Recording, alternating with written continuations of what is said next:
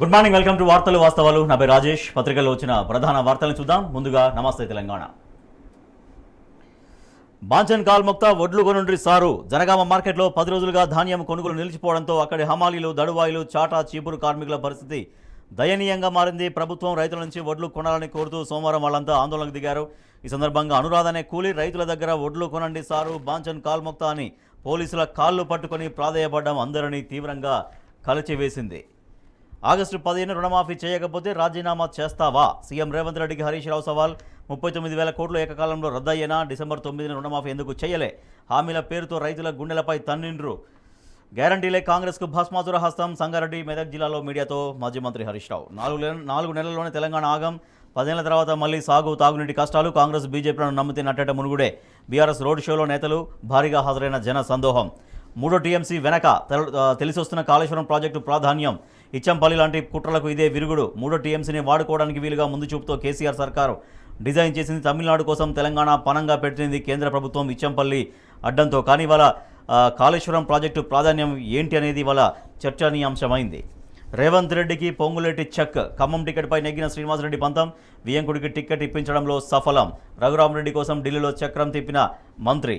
ఇచ్చంపల్లిని అడ్డుకుంటాం, దేవాదులను కాపాడుకుంటాం, కావాలనే మామ్నూరు విమానాశ్రయాన్ని మూసివేశారు, Kazipet coach factory సాధిస్తామంటూ నమస్తే తెలంగాణ ఇంటర్వ్యూలో వరంగల్ పార్లమెంటు బీఆర్ఎస్ అభ్యర్థి డాక్టర్ మరిపెల్లి సుధీర్ కుమార్ వెల్లడించారు. కోమటిరెడ్డికే సీఎం అర్హత. రేవంత్ వ్యాఖ్యలపై సీనియర్ల మండిపాటు. బట్టి ఉత్తమ్ జానారెడ్డి సంగతి ఏంటని ప్రశ్న. సీఎం మాటలతో రాష్ట్ర కాంగ్రెస్లో దుమారం. నమ్మకం కోల్పోయిన కాంగ్రెస్, 10 ఎంపీ స్థానాలు బీఆర్ఎస్వే అంటూ సిరిసిల్ల కార్యకర్తలతో కేటీఆర్ ఉద్ఘాటించారు. రైతు బంధుకే పైసలు లేవు, రుణమాఫీ చేస్తావా? ఆగస్టు 15 వరకు సీఎంగా ఉంటావా? రెఫరెండం మాట మళ్లీ వినిపిస్తలేదు అంటూ మాజీ మంత్రి పొన్నా లక్ష్మయ్య సవాల్ విసిరారు ముఖ్యమంత్రికి. రేపటి నుంచే కేసీఆర్ బస్సు యాత్ర. మే 10 వరకు 17 రోజుల పాటు నిర్వహణ. మిర్యాలగూడలో తొలి, సిద్దిపేటలో ఆఖరి సభ. ఒడ్లు ఎంతైనా పండించుకోండి, బోనస్ ఇచ్చి మరీ కొంట. ఇప్పుడు కాదు, వచ్చే సీజన్ నుంచి. సెప్టెంబర్ 17లోగా చక్కెర ఫ్యాక్టరీ తెరిపిస్తా. ఆగస్టు 15లో రుణమాఫీ, రైతు భరోసా. ఈసారి బాసర సరస్వతిపై ఒట్టేసి చెబుతున్నా అంటూ సీఎం రేవంత్ రెడ్డి చేసిన కామెంట్స్ చూడొచ్చు. ఆగస్టు 15 వరకు సీఎంగా ఉంటావా? ఒక్క హామీని నమ్మించేందుకు ఇన్ని ఓట్లా?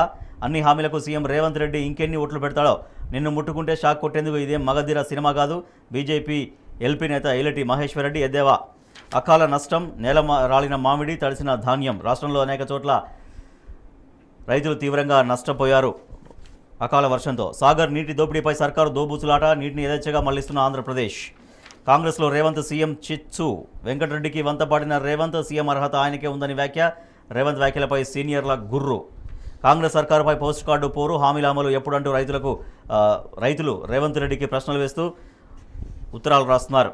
కాంగ్రెస్ వేదికపై విద్యుత్ ఉద్యోగి మంత్రి శ్రీధర్ బాబుతో కలిసి అభ్యర్థి గడ్డం వంశీకి ప్రచారం. What is this Modi?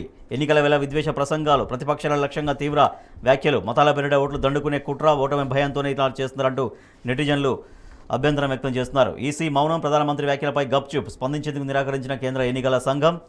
25,000 టీచర్ల నియామకాలు రద్దు. కోల్కతా హైకోర్టు సంచలన తీర్పు. దీదీ వర్సెస్ మోడీ. పశ్చిమ బెంగాల్ రసవత్తరంగా లోక్సభ ఎన్నికల పోరు. Telangana today. Congress seeks EC action against Modi. Attacks PM's on redistribution of wealth. Remark. Feeling helpless. A woman labour falls at the feet of police officer at Jangaon market. Ryots see red over deep in chilli rates. Right, ఇవి పత్రికల్లో వచ్చిన ప్రధాన వార్తలు. వీటికి సంబంధించి వార్తలు వాస్తవాలు చర్చలోకి వెళ్దాం.